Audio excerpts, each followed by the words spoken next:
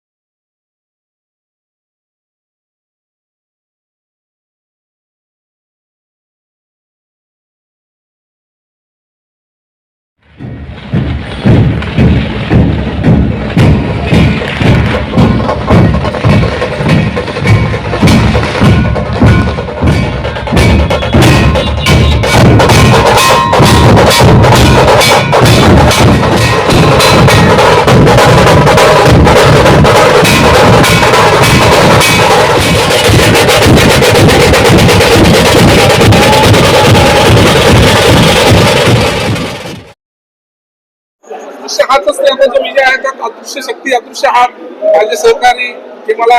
Openly मदत करून होते त्यांना पण मनापासून धन्यवाद देतो। या विजयाचं श्रेय मी पूर्णपणे माझ्या खोपोलीतील जनतेला,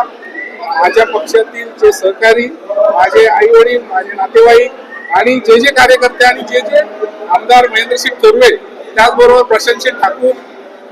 RPIचे सर्व महत्वाचे नेते आणि माझ्या खोपोलीकरांना मी हा पूर्ण श्रेय देतो।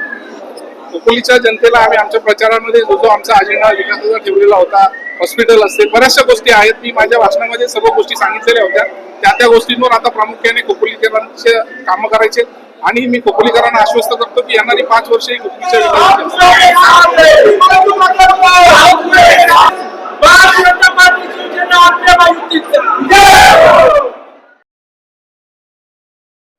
नक्कीच आज संपूर्ण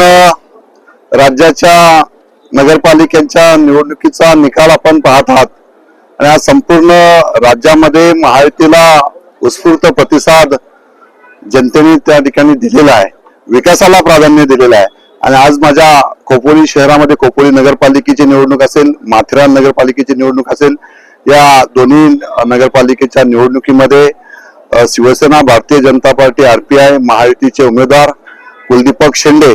हे विजयी झालेले आहेत आणि त्यांच्या बरोबर आमचे सगळे जवळजवळ 18 नगरसेवक आमच्या या ठिकाणी विजयी झालेले आहेत। आणि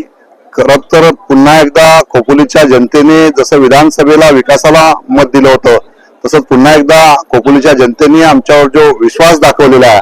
हा विश्वास भविष्यामध्ये सार्थ ठरून खोपोलीच्या विकासात्मक दृष्टिकोन ठेवून, खोपोलीचं विकासाचं विजन ठेवून आम्ही सारी मंडळी एकत्रपणे काम करू। आज मनस्वी आनंद या ठिकाणी होत आहे की आज मोठ्या संख्येने या ठिकाणी नगरसेवक या ठिकाणी निवडून आलेले आहेत आणि कुलदीपक शेंडे हे नगराध्यक्षाचे उमेदवार म्हणून जनतेने खोपोलीच्या या ठिकाणी निवडून दिलेले आहेत।